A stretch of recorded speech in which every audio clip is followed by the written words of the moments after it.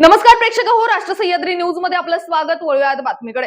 डोंबिवलीतील भीषण स्फोटाच्या घटनेला जेमतेम महिनाही उलटलेला नसताना अजून एक दुर्घटना घडल्याचं समोर आलंय.